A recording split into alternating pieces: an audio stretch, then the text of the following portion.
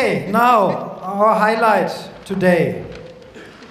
Please have a warm welcome for our guest speaker, Rosling Rönnlund.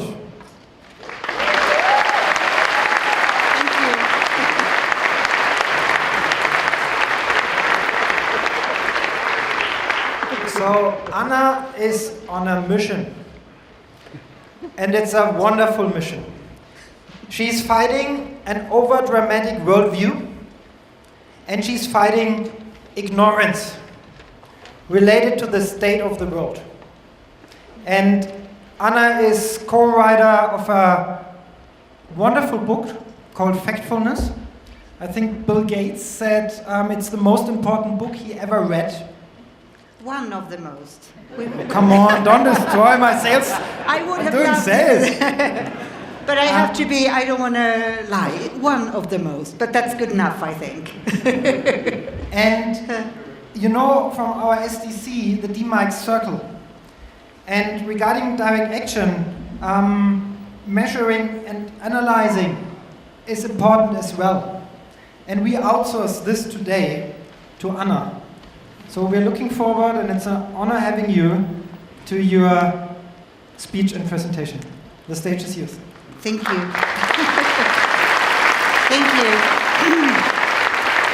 So now I realize I will end up in a little bit of a problem because I have my screen here and I'm short, even though I put these ones that make me a little bit longer, but I will do my best and try to watch there and there, because here I only see another screen that is not mine, so it will not really help me.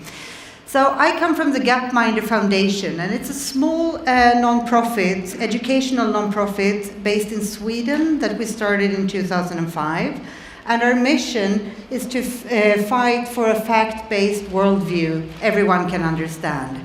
And the important here is actually all these different sections. Being fact-based is important, but it's also very important to make that fact-based something people actually can understand, because for the first time ever, we live in a time when we have loads and loads and loads of data, but actually making sense of it is also pretty important. So, and this is the book that was just mentioned, and it says one of the most at the top. I would, otherwise you would have seen it, and then you would have thought that I was sort of lying to you. And it's available in actually quite many languages at this point, so you can have it in, I think, now it's available in 14 or 15 languages, but it's actually signed to be in 30. So depending on your language preference, you can read it either now or later. And the book actually tries to go through what we have been working on in Gapminder for all these years. What happened in Gapminder was that we were trying to promote this fact-based worldview, and we were building visualization tools and so forth, trying to make the public data of the world easier to understand. But what we realized was that there seemed to be a missing understanding about the world. So we started testing audiences, and we started testing the general public to see what they knew, so we could see how to prioritize where to start. And actually, in the book starts with the exact same questions that you also got the chance to answer. So we're going to go through your results and some of the results from other audiences. And this is one of the questions. Global climate experts believe that over the next 100 years, the average temperature will get warmer, stay the same, or get colder. And get warmer is what most of the research community would probably agree on. There are, of course, some people that doesn't agree, but this would be the more general understanding. And then the question comes, how did audiences answer this? We asked this question to representative samples of people in 14 countries. And this is what it looks like. And we can see here, Germany, 88% of the Germans actually got this correct. And you might think, and Sweden was actually further down, which was very sad. I live in Sweden. But, Look at Norway, yes. Or Hungary at the top, right? So what you can say here, of course, you think that since it's so well communicated in the media, most people should get this, right? And you can see that some people didn't. But I would say this is a communication success, that most people actually understand what is sort of going on in the research community, what is sort of the general pattern at the moment. And what about you then? Here we're going to compare you with the other audiences. How do you think you're doing? Do you think you will beat the Germans? Yes. And obviously the Swedes as well, right? So let's see how you're doing here. Yes, you are on, on par with you are on par with Norway and Hungary, which is and Finland for that sake. But you can see this is actually working pretty well. So we usually have this question to start with, so that we have a baseline, because most people get this right. But when we start asking other questions about the world, things starts to go more bad. So let's go for this one. How many of the world's 1-year-old children today have been vaccinated against some disease? I mean, just having one of the basic vaccinations. Is it 20, 50, or 80%? And then actually, 80 is correct. According to the UN, it's actually 88%, but we lowered it so people couldn't say that we were, exaggerating. And then look at the results now. Now we have a completely different view, where we actually have Sweden at the top, but it's not very much to brag about. Only 21% got this right. And we have, I cannot click there. Of course I need to click here. Germany is not as impressive anymore here, right? With 6% correct, which is pretty bad. And now think of, what if we would have asked chimps at the zoo the same question? They wouldn't understand the question at all, but we would give them 3 answering alternatives, 20%, 50%, and 80%. Basically banana A, B, or C, right? Statistically, they should get 33%, right? By just picking one of them. Now, unfortunately, I have to say that we were contacted by someone researching about monkey behaviors, and he was surprised when we said this, because he said monkeys have a preference to pick the outer ones, basically A and C. So we have to make this work, we now have to say that if we are sort of mixing the bananas between the question or something, But basically, this is where we should end up, and no one does it. So, what about you here?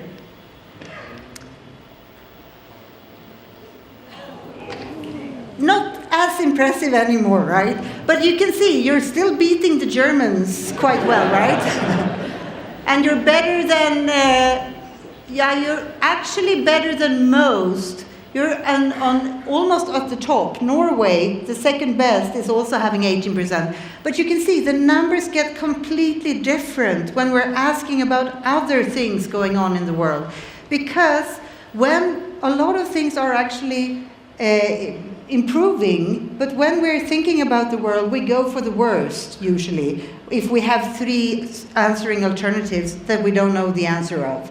So when people are guessing, they are using their reasoning, trying to figure out which one could be the correct answer, and that is what takes us wrong, because we think the world is worse than it actually is in many cases.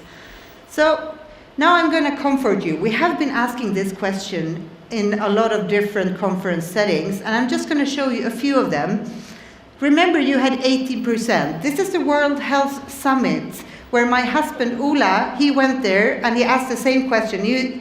Health Summit, you could think that they should probably know something about vaccinations. So, remember your percent, 18. You're not as good as the World Health Summit, but they are actually not as good as the chimp either. So, then we have Davos, the big hall in Davos, asking this question. You're on par with the Davos audience. And then we have the Nobel laureates. There's a meeting in Lindau where the Nobel laureates in medicine and some promising young researchers meet. And they got 8% when we were asking this. And now I saved the best for last, which is one of the 5 largest banks. They were smart enough to have us sign an NDA before, saying you can never tell our name, which was smart. But we say 1 in 5 and you get the idea, right? So 4%, right? And I mean, this is not because they are stupid, because this is highly educated, highly intelligent people. So we are getting the world wrong because what we see of the world is usually negative stuff. And we use that when we draw conclusions, which makes us draw very often the wrong conclusions. I'm not saying that the world is perfect or everything is working fine, but there are a lot of positive things that we tend to forget about. So if we look at the results for all the audiences that we met, the 14 countries, people in the 14 countries, this is what they got on the different questions, how many rights each person could get, right? Here I only have 12 questions. You actually answered 13, and we did the same in the book, but the 13th question is the climate one, which we have like a control question. So of the 12, how many correct did all these people get? 15% got 0, and just imagining you have 12 ABC questions and you're getting 0. It's pretty impressive, but in a negative way, right? And this is how the results were organized. This is where you should end up if we hadn't read any of the questions and just picking randomly. And you can see that that is not how it actually works. One person got 11 and nobody got 12. This is what we had to work with, right? So this is the reason we're trying to make the overall big patterns and trends of the world easier to understand. When we were measuring this, only 10% were better than the chimps. So what about you now? No pressure, right?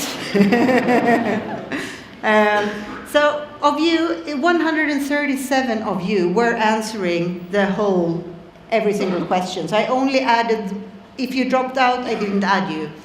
And as you can see, this is how we are starting. And yeah, is it applause time? I don't know. Yes, maybe it is. We actually had one up here, and you could say you were actually better than the general public. You still have a little bit to go, but I'm hoping that what I'm going to go through today would actually have you guess more correct the next time. Because it's all a matter of guessing. We cannot expect everyone to know all this by heart, because there is no situation when we sit and actually go through this, most of us. But we could have thinking habits to actually guess more correctly, right? And this is how you were answering on the different questions, just so you have seen. You're performing perfect on climate and some of the others, and then you have a few that you could still sort of compete with the chimp a little bit more with.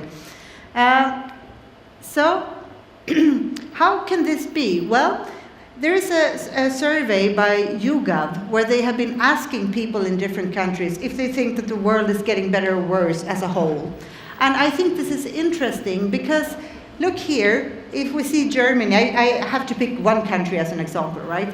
But if we look at Germany, only 4% of the Germans as a whole think the world is getting better. And if you think that the world is not getting better, of course, when you're looking at these answers, or these answers, you will probably pick the worst ones, right? Because that is on par with your worldview. But if we look at the data, we can see a lot of things actually improving. So we made 32 charts of things getting better. And to make it easier to understand, the red ones are bad things decreasing over time, and the green ones are good things increasing over time. And I can show you a few examples. Legal slavery is going down. Only 3 countries have legal slavery nowadays.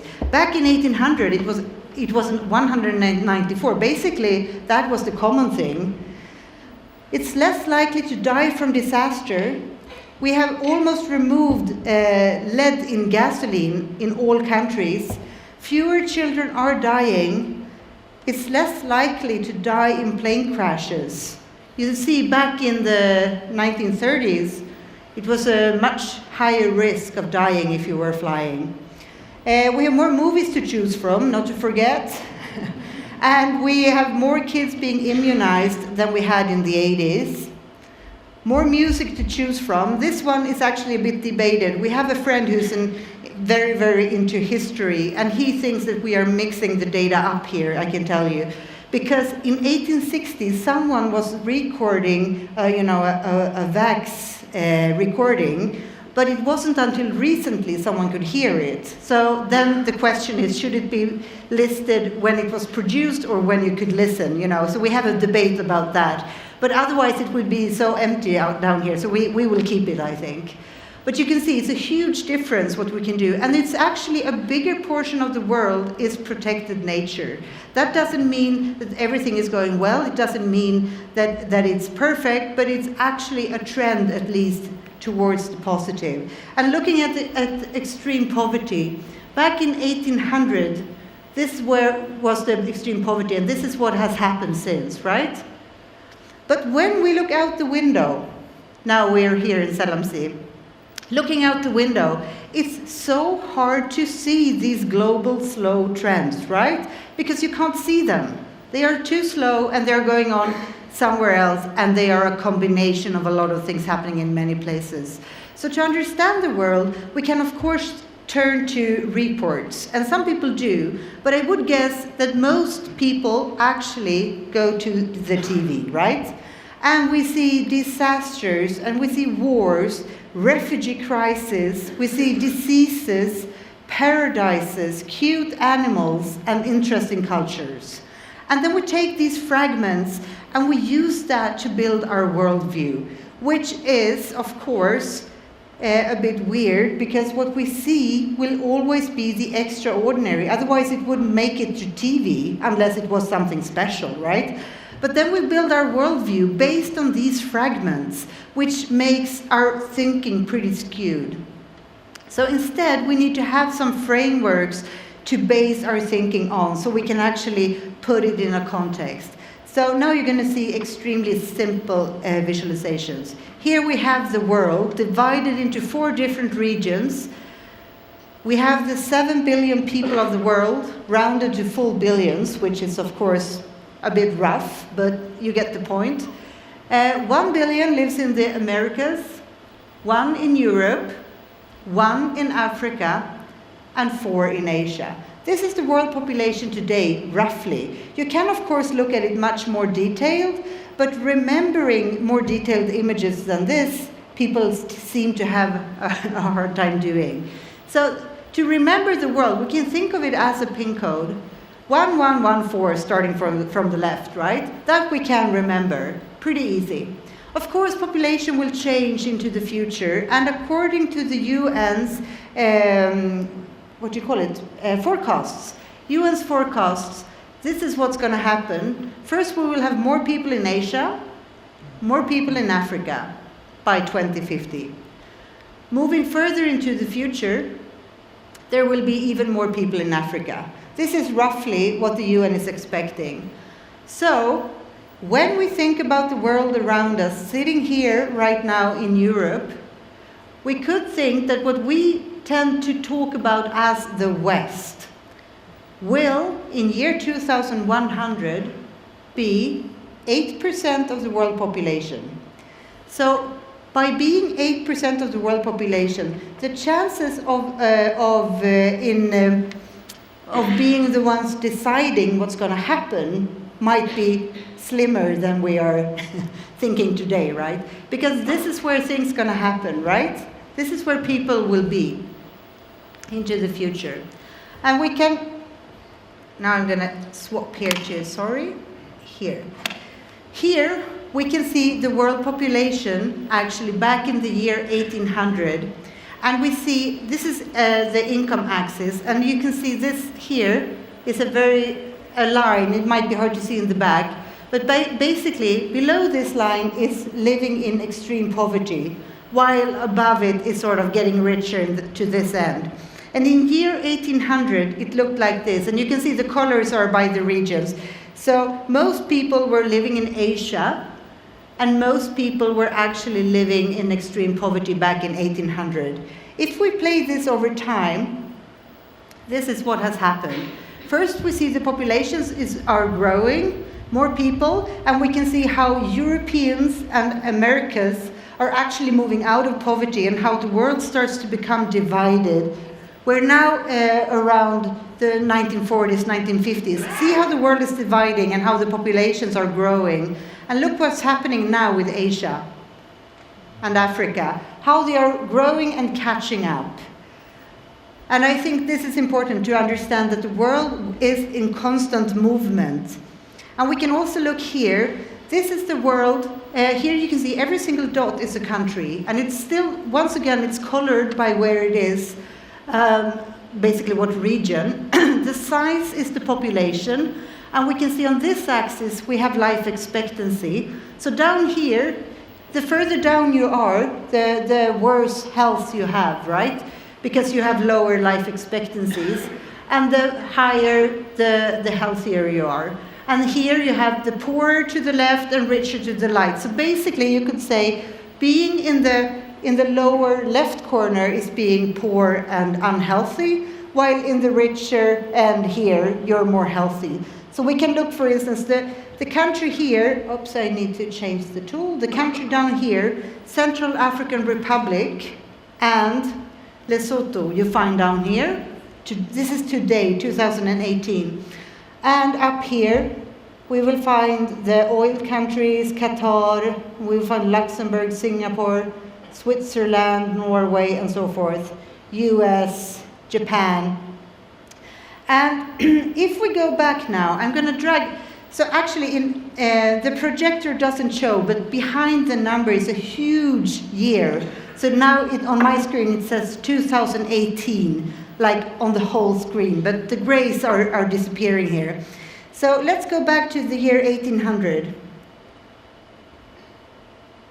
You see, in year 1800, no country were as good, healthy, and rich as the Central African Republic today, right? And we can play this over time. We can zoom out, actually, or we play it over time like this. And we will see how they will gradually come into the sort of playground where we are today. Here we have some countries, some European countries, because they're jumping this much is because they were measured pretty early on with quite a lot of details.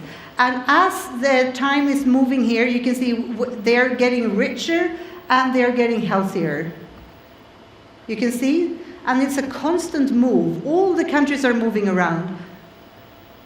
Of course, it's averages, so you will have different trends within the same countries, of course.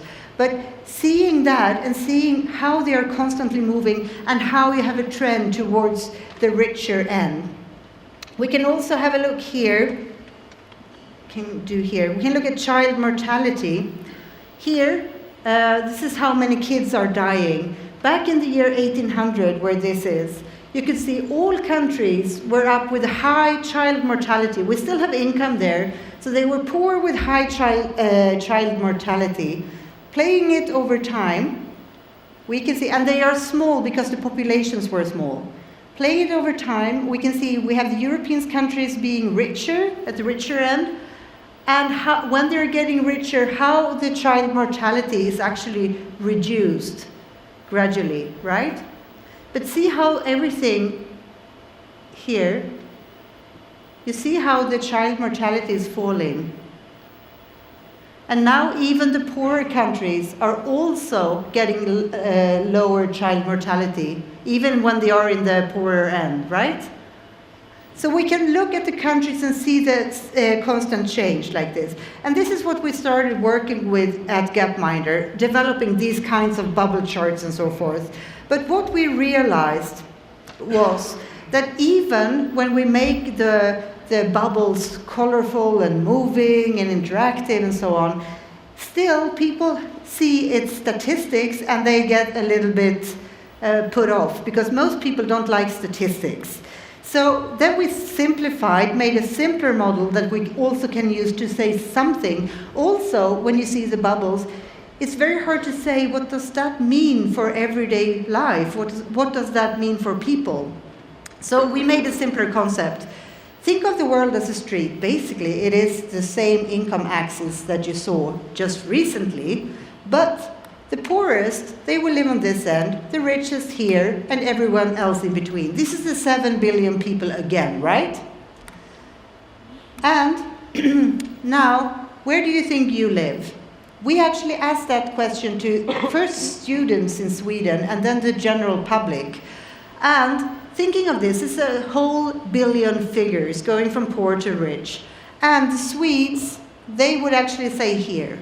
They are in the middle of the world income distribution, they are thinking, which is not truly true, right? Because if you look at the data, by just living in Sweden, which is not, the income distribution is narrow compared to a lot of other countries, and we are one of the richest countries, which means by just living in Sweden, most likely you belong to the richest billion. You might fall down one more figure, but you're definitely not in the middle.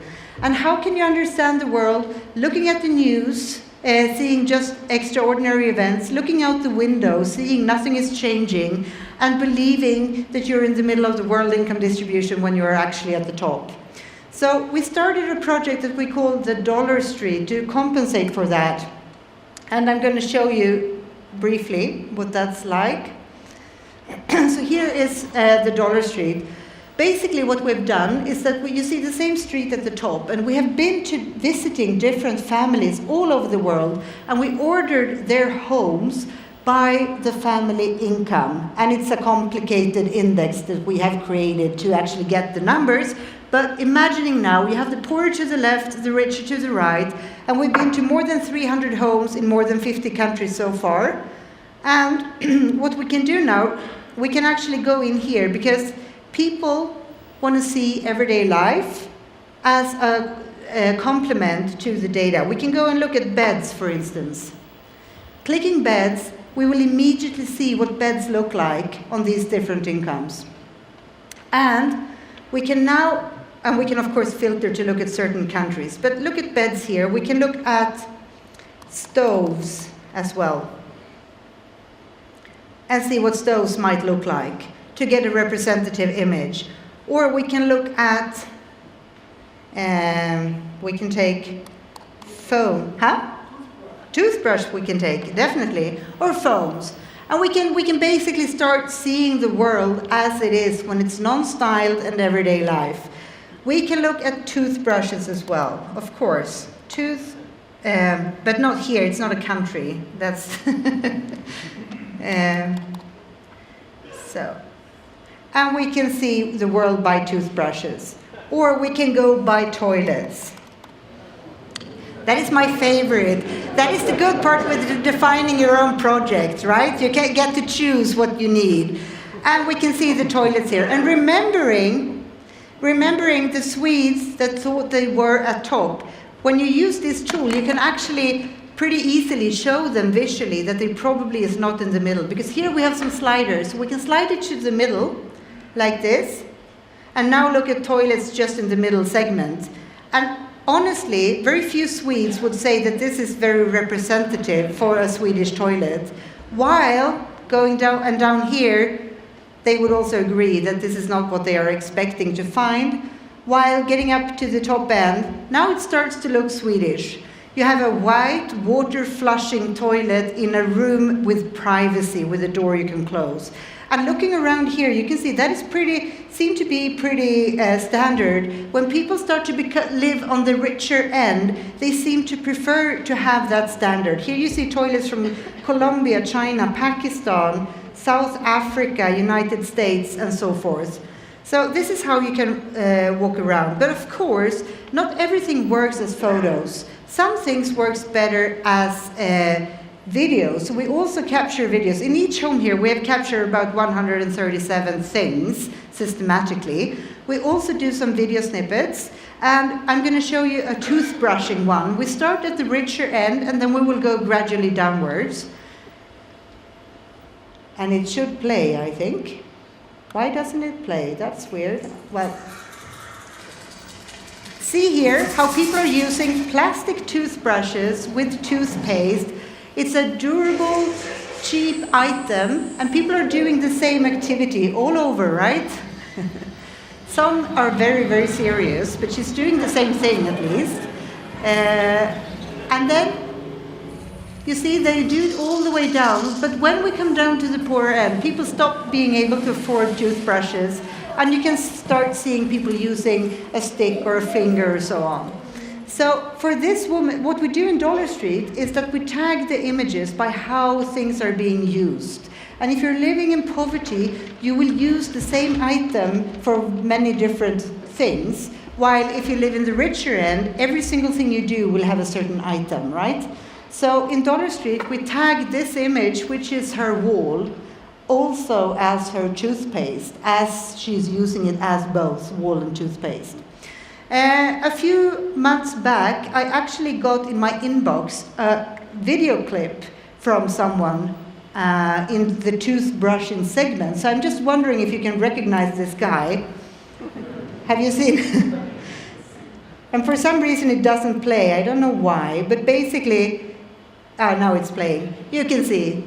We don't have any sound, but it is actually Bill Gates standing brushing his teeth with a plastic toothbrush. The problem with this clip, I mean, on one hand, I'm very honored that I got it in my mailbox.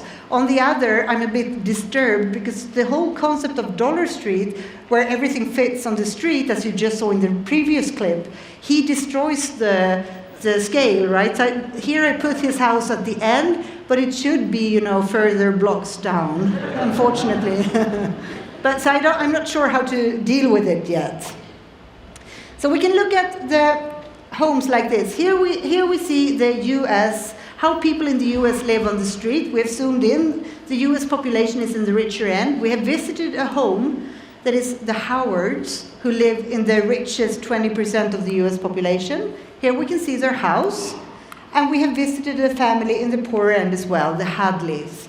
And now, the cool thing is we can use these images to see what life is like by just comparing regular stuff in the home. And by looking down in the cutlery drawer, we can see a huge difference. We can add another family, and we can see the gradual change from having a plastic box with a few cutleries, to having a wooden box with a lot of cutleries, to having a wooden box with wooden boxes inside, right? With compartments.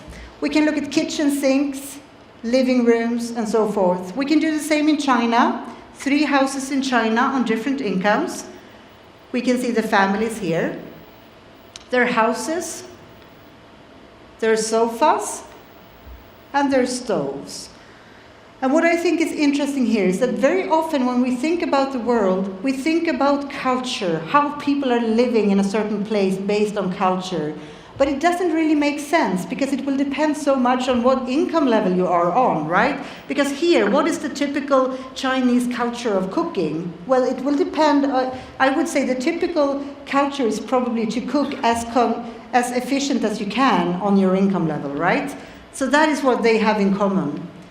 But then we can actually compare, which I like. We can see houses here that are neighbors at the Dollar Street, but not in reality. So we go to Howard's and the Vu's, 2 families you already seen, and we can look into their bedrooms and see it looks pretty much the same, even though we are in completely different places. They have brown leather sofas, both of them, and they have similar play structures, both made in China. And we can go down to the other end, and we can see here 2 families, neighbors at Dollar Street. Doesn't look like they have much in common, do it? But they have the same kind of roof, same kind of sofa. They are storing their grains identically. Both are going to have fish for dinner, and they're boiling their water in identical manners. So by tagging images by income and starting to compare the exact same things, we can actually break apart some of the country stereotypes. And Dollar Street imagery doesn't look anything like what you see in the news because we focus on everyday, non-styled life, right? But then people usually tell us, but why do you make the hassle of actually going out to families and capture the imagery? You can just Google. And I used to work at Google, so that has crossed my mind too. But just so you have seen what that means, This is what you find if you Google toilet, or bed, or stove. I mean, it's not that these images are lying, it's just that they are not giving you a representative image of the world, because you will see what people either have of the richest 10% of the world population, or what they are aspiring to get next. So to understand the world around us, we would recommend using 4 income levels. And this is one of the most central parts of the book, actually. You can see it's basically the dollar street, but we have divided it into 4 segments. So once again, the 7 billion people, this is how the world population is divided by income. And to understand what life is like on these different income levels, we could use some images from Dollar Street to just showcase. If you're going to go somewhere, living on level 1, the 1 billion people doing that, most likely you will have to walk. Level 2, you will probably have access to a bike. Level 3, probably access to a motorbike. And level 4, access to a car. So roughly, to understand the living conditions of the world population, it's something like this. And of course, in this room, I bet most of us are at level 4, right? We can do the same with food, for instance, and see what the typical food would be. Of course, it will be different in different places, but it will still follow the, malnourishment in the left corner, and then a lot of ingredients in the level 4. And up here at level 4, we usually eat different things during the day for the different meals, and we usually eat different things between the different days of the week. And if we serve our kids the same dish 2 days in a row, we might get a bit worried that they will become malnourished, right? So I mean, just to get the perspectives. And if we look at the world population, this is what is happening according to the UN when we move into the future. The population will grow, and it will most likely flatten off according to the UN forecasts. And this is how it's going to happen. The number of children will be stable as today, and the number of adults will grow. So how can a population grow when the number of children is not growing? A bit strange, right? So we have made this one. It's an explanation we call the fill-up. Imagining the same 7 billion people standing on like age floors. So you have the kids at the bottom, and then you have the older ones at the top. Now, 2015, it says here, the world population was 7 billion. If we move into the future in 15-year segments, the first thing that will happen is sadly that the old will die, right? The other ones will grow older, and we will get more kids. But on average, people have around 2 kids per family nowadays, right? So it will just replace the parents as a whole. And this is what's going to happen. Suddenly we're 9 and we're 10. No more kids. I mean, new kids are being born, but it's not bigger age groups. And of course, a small part of the explanation is also that we're getting older. So this is roughly what's going to happen to the world population into the future, and then it's going to flatten off, it's saying. And it's different in different regions. We have a lot of kids being born in Africa still, and we have very few in Europe. So the overall is something like that. Do you know these guys? Anyone knows them? Raise your hand if you've seen them before and can remember that you've seen them. Yes. For the others, does it make it easier to see their names? No. The interesting part, CEOs, Microsoft and Google. The interesting thing with these two guys is that both of them are born in India, raised in India, and went to university in India before becoming the CEOs of these companies that we tend to think about as the US or global brands, right? So if we look into the future, or first today, this is, if we break down the population into 100 million boxes, roughly the majority of the population are Asians living on level 2, right?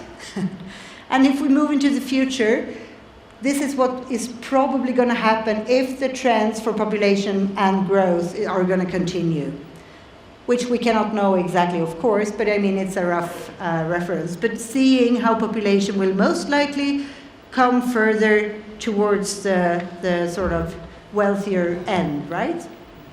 And we will have a lot of Satyas and Sundars into the future.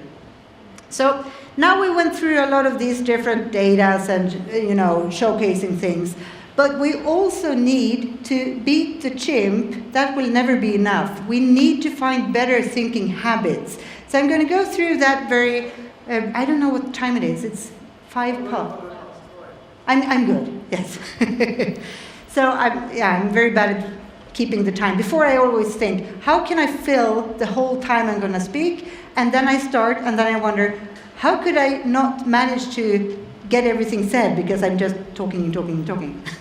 So here we have to find ways of actually beating the chimp in the thinking habits we have.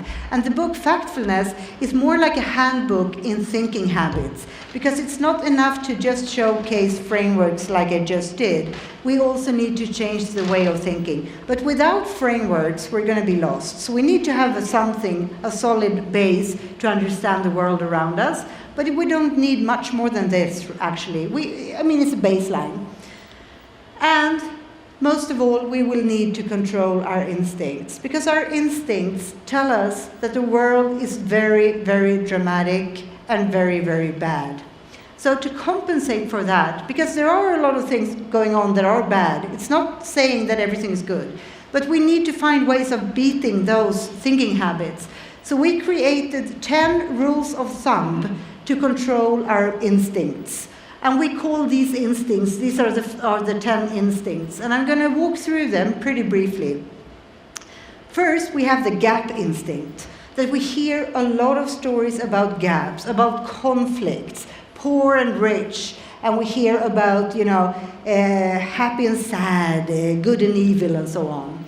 But every time we hear stories where we hear those conflicting parts, the outliers, we should remind ourselves that the majority is between, and to understand the world, we need to focus on the majority. The outliers will not help us in understanding the world. Negativity, it's just getting worse. We hear that all the time, and we see it in the news all the time. But would an improvement get publicity, we can ask ourselves? Most likely not. We never see this. Yesterday, all trains were on time again. It's not the logic of the news. So we have to remember that will not happen, right? We hear a lot about or we see a lot of trends, and when we see a trend like that, our brains will fill it in. We can't help it, because we see that is what's going to happen. But a lot of things are not linear. So just reminding ourselves, when we see a straight line, we should just remember that many lines bend. This is the most basic thing we can remind ourselves, to stay out of some of the worst conclusions. We hear a lot of stories driven by fear, but we need to calculate the risks, right? We see spiders, freaks out a lot of us, but it's actually the cars that kill us. So we have a very hard time actually keeping the proportions. We hear a lot of things being huge problems, and especially when it comes to global problems, if we get a single number, it will sound huge because the numbers add up, right? But we need to compare and divide to make sure if it's huge compared to what, right? So here, for instance, the UNICEF, in 2016, they published this single number. 4,489,000 infants died that year. It's a horrible number. It's not okay. It has to be fixed, right? But in 2015, it was worse. And in 1950, it was much, much worse. So one of the things we really have to work on trying to practice is to remember that even though this number, 4,489,000, is horrible, it's really, really bad, but it's still better at the same time than it used to be. That it can be bad and better at the same time, right? And we have the generalization instinct, that we tend to do very stupid groupings. So as soon as we do that and group things or people, we should be careful, right? And I guess, at least us here in Europe, we've seen a lot of these images lately, where we have refugees coming in rubber boats over the oceans, and we know that the boats are bad, and very many of them actually die, and it's a horror, right? it's very easy to think that all the people in that boat are similar and coming from the same place in the same way, right? But of course, it's a very divided group. They ended up on that boat because of several different reasons individually. So one of these boats actually managed to reach the shore of Gran Canaria in Spain. And, I mean, it's a good thing that they knew that it was risky. They were risking their lives, getting over the ocean, hoping to survive, hoping to get to Europe. Unfortunately, they ended up here. And this is a nudist beach in Gran Canaria. And I'm just wondering, I mean, on one hand, happy to have survived crossing the ocean, but on the other, was this what they were hoping for? Coming to this beach, seeing these pink, nude men with hats. I mean, are they a good representative sample of Europeans? I'm not sure. And then we have the destiny instinct, that we tend to think that it will be the same into the future. It will always be like this, that things are being static. But most things are moving. Countries, religions, cultures. And we have to remember that. And we have the single solution. This will solve it all, where we think we have the solution. And now I'm going to tell a story from the book, which I co-wrote it with my husband, because the foundation is created by me, my husband, and my father-in-law. It's very against everything I believed in, because when I was young, I wanted to be independent, not marrying, not having kids, and I wanted to become an artist. Instead, at 16, I met my husband. At 21, we were married. We now have 3 kids, and we worked together our whole life, and even with his father. So it didn't really turn out the way I wanted. But in the book, we use a lot of the stories from Hans's life, because he is traveling to many different places in many different, and working as a medical doctor and being a public health professor and so on. And one of the stories is actually about this, that is a very sad one, and we got to learn it very late in the book process, and we actually kept it in the book. Because in each and every chapter of the book where we talk about the instincts, we try to tell stories about our own failures. And as the book is written in the voice of Hans, it will be Hans's failures. And this is, I guess, his worst one. So basically what happened was, I'm going to try to explain. He was in Mozambique, and he heard about a disease that were making people paralytic and really, really bad shape. They thought it was a disease that was contagious. So the first thing Hans did, he was working as a medical doctor in a region of a lot of people. So the first thing he did was the reasonable thing that comes up in your mind, right? He made a roadblock to make sure that the people in the area affected would not reach the capital and infecting more people, so that they could find out what was going on. So he made a roadblock, and he felt very good, because he was actually, doing something, and he was trying to do something right and making sure that he was doing the right thing. What happened was, the day after, when he was driving to get there, he saw on the shore close by, he saw that they were dragging up dead bodies from the water. So he stopped his car, he rushed down to the water and tried to understand what has happened. And then he got to know that what has happened was, since the road was closed, the women who were trying to get to the market on the other side of the roadblock talked to the fishermen, asking them if they could go in the fisherman's boat to round the roadblock, which they did. But the boat capsized and they couldn't swim. So there was a lot of women and children dying because of that. And that is something that Hans had been thinking about his whole life afterwards, because he was doing something to make it right, and he was trying to do the best, but seeing these women and realizing that they were anyhow going to try to get to the market, and then they had to find other ways, So usually, when we have one solution, we usually have to look at it from several different aspects. Even though we think it's the right thing, it might have other problems. Then we love to blame. That is one of I think, people's favorite game, right? But as soon as we find the person to blame, there is a risk that we stop thinking and stop solving problems. So every time we blame someone, we should start thinking not ending up in the blame game. And finally, we have the urgency instinct, now or never. It's very human that when we feel very passionately, strongly about something, we want to act here and now. But sometimes when we make decisions, when we are very passionate, we might make the wrong decisions. So we should just remember that we usually can take one step at a time. And it usually will take more time than we are hoping, but we can probably direct as we go. So basically, we hope that using these rules of thumbs, they are in more detail in the book, but roughly, we hope that we can actually start a better way of thinking about the world around us. So when we see news, maybe we should have, like we have on cigarettes, a warning sign so that we can be remembered that it makes us get this over-dramatic worldview. It's not that saying that we should not read the news, but we need to have it in a context, right? And the questions you were answering here, if you answer the same questions online on Gapminder's website, if you get 100% correct, which I think you would after this hour, then you will actually get a diploma back in your mailbox. So we have been actually giving courses to the news media in Sweden, so they have been certified. We've been to schools, teachers and students, and now recently, last week, this is a law firm in Sweden, and all their employees have been tested and passed the test.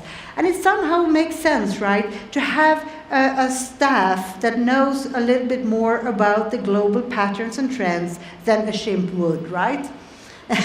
And then we have this, which is one of my favorites. It's a social entrepreneurship hub in Sweden, and when people are applying to start working there, they are not only asked to bring their resume, they're also asked to show that they have a diploma, that they passed the test.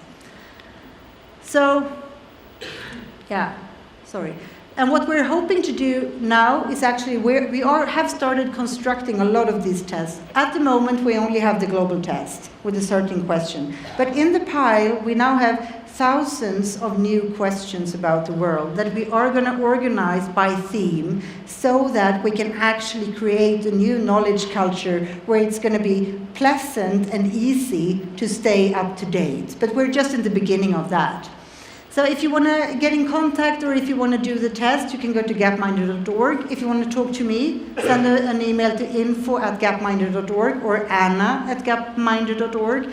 And Dollar Street you will find there. And by the way, Dollar Street is a community. So if you feel like adding your homes or adding homes while traveling or however, you're always welcome to do that, because we hope it to become a growing community of homes, and we want to have at least 10 homes per country in the world and on different incomes in each country. So we have basically a full coverage. Then we would like to come back to the same GPS coordinates like every 5 or 10 years. So we're hoping that Dollar Street is just in the beginning, but it will become something, it will become more like a historical project where we can follow humanity and see what's happening around the world for people. So thank you so much for the patience before lunch. Thank you.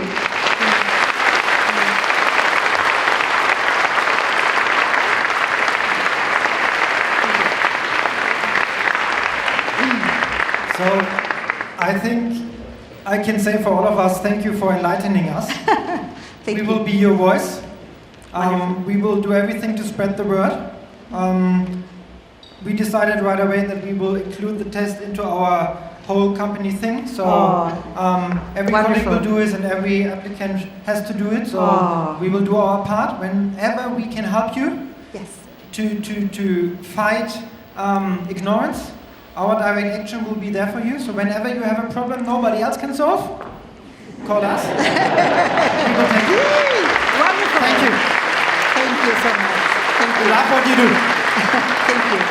And by the way, North Investor Funding, 20 years, grassroots work, step by step, failure by failure, frustration by frustration, and this is where they arrived after 20 years. And it's just wonderful. So we really love what you have achieved so far. Thank you.